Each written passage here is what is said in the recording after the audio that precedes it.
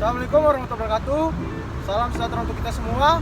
Kami dari kelompok 8 mau memperkenalkan diri kami. Yang pertama saya dari Aulia Rahman dengan NPM 22150 71049. Sebelah kanan saya ada Saya Febiana Maharani dengan NPM 2215 01059. Saya Santara Salina Salahi dengan NPM 2215 071053. Saya Isma Buri dengan NPM 22150 1054. Saya Najla Aulia Safira dengan NPM 22150 1055. Saya Natasha Kermamulia dengan NPM 22150 1052. saya Kecil Campuran Rawowo dengan NPM 2215 Halo. Di sini kami akan memperkenalkan dari masing-masing bagian-bagian alat untuk mengukur ketinggian gedung menggunakan water pass. Pertama, di sini saya akan menjelaskan alat yang digunakan yaitu meteran. Meteran berfungsi untuk mengukur jarak pada water pass dari titik satu ke titik lainnya dengan jarak maksimal 60 meter. Jika melebihi 60 meter, maka diperlukan titik bantu. Yang kedua, saya akan menjelaskan tentang nifo kotak. Nifo kotak berfungsi untuk menyentring pada rambu agar benang pada rambu tegak lurus ataupun sejajar. Dan gelembung yang ada pada nifo kotak diusahakan untuk masuk ke dalam lingkaran yang ada di nifo kotak ini. Nah, jadi di sini aku akan ngejelasin suatu alat yang namanya itu rambu. Jadi rambu ini digunakan untuk menjadi sebagai patok. Jika seorang menggunakan water pass, maka rambu ini sebagai patokan pengukur ketinggian. Jadi rambu ini sama aja seperti meteran. Di sini aku bakalan melurusin rambunya. Dan kita akan melihat gimana sih rambunya jika dilurusin. Nah, jadi kalau udah dilurusin itu rambunya itu mencapai tinggi 3 meter, guys. Nah, di sini aku juga bakal jelasin gimana sih cara baca angka-angka yang ada di sini. Kita mulai dari sini ya. Jadi dibaca itu 0010. Kenapa dibacanya itu 0010? Jadi dibacanya itu 0010 karena kita itu menggunakan satuan milimeter, guys. Jadi setiap kotaknya itu bernilai 10. Jadi 0010, 0020, 0030, 0040 sampai seterusnya demikian, guys. Jadi, sebelum melakukan pengukuran itu biasanya bisa dilihat di sini ada celah. Nah, teman saya tadi sudah menjelaskan fungsi dari nifo kotak ini ya, guys. Nah, jadi nifo kotaknya itu diletakkan di sini. Jadi apa sih fungsi dari kita letakin di sini? Jadi fungsinya itu agar rambu kita ini berdiri sejajar dan pas gitu. Jadi ketika seseorang yang ingin mengukur menggunakan water pass melihat ke rambu kita, maka hasilnya itu tidak melenceng. Sini kita usahakan nifo kotaknya itu, nih aku tunjukin ya. Nifo kotaknya itu kalau bisa itu di tengah. Pokoknya tuh harus masuk dia ke tengah ini supaya benar-benar itu rambu kita itu berdiri tegak dan tidak ada kesalahan ketika membacanya. Jadi ini yang dinamakan statip yang digunakan untuk mendirikan yang namanya water pass. Pertama adalah ini talinya. Tali untuk mengikat supaya tidak berpisah-pisah dan untuk mempermudah membawanya. Lalu di sini ada skrup untuk pengencang, bisa dikendurkan seperti ini. Lalu tarik hingga hanya setinggi dada, lalu dikunci kembali.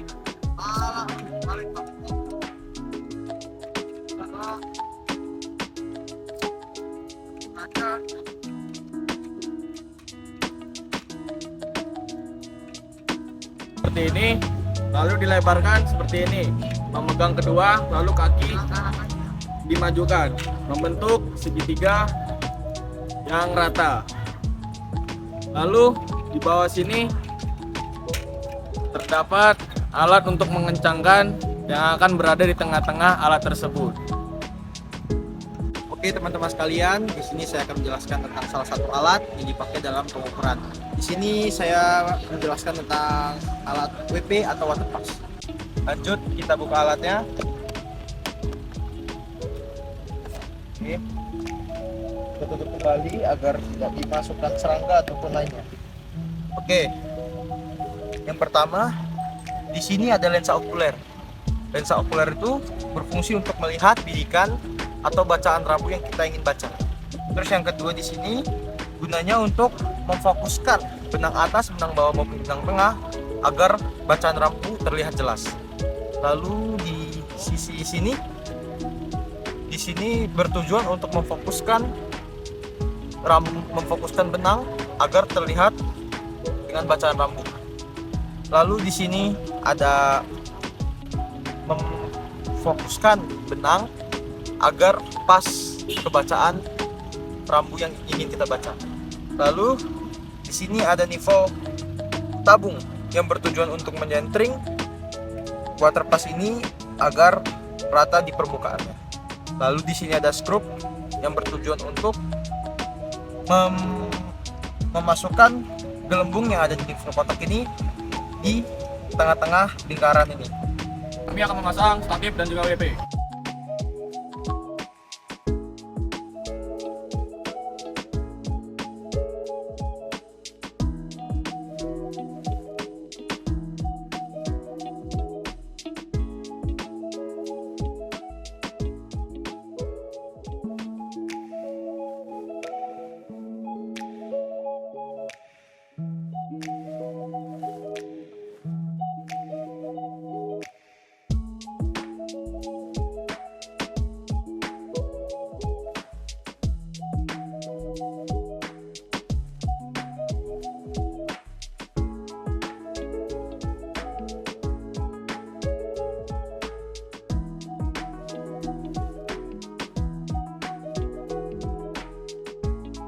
Di sini saya akan menyentring WP. Udah.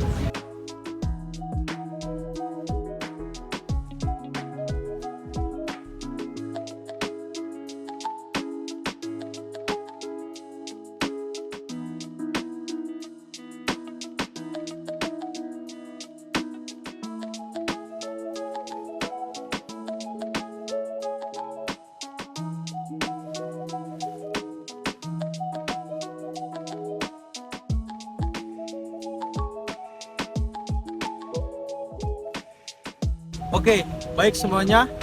Di sini saya akan menjelaskan tentang cara pengukuran untuk water pass ini. Dalam pengukuran water pass ini, alat water pass ini berdiri di antara dua titik. Saya misalkan ini BM dan ini R1. Water pass ini berdiri di antara BM dan R1. Pertama-tama water pass kita ukur ke titik BM. Semisal kita ukur ke sana, setelah sudah, lalu kita ukur ke R1.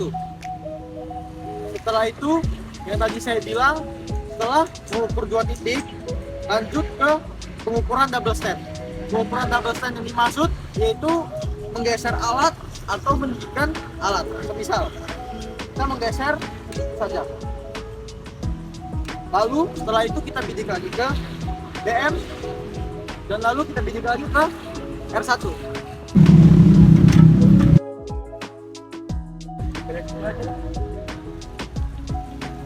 BA-nya berapa?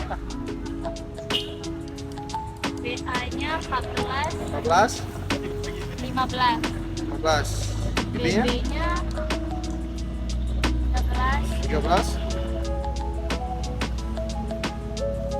61. 1.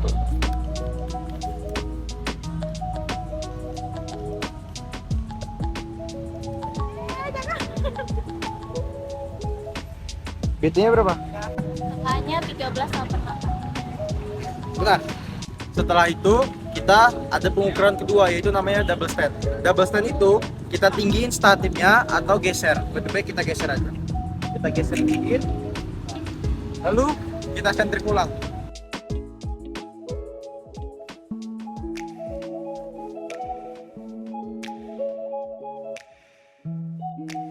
Nah, jadi setelah selesai disentring ulang, double stand-nya kita langsung aja ngebidik ke rambu.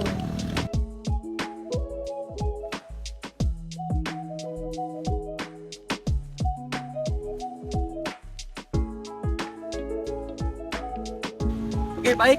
Setelah itu kita mengaplikasikan waterpass secara langsung dengan metode pergi pulang.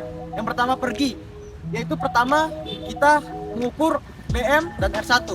Berarti waterpass ini di tengah-tengah BM dan R1. Lalu lanjut lagi ke R1, ke R2 dan waterpass lagi-lagi di tengahnya.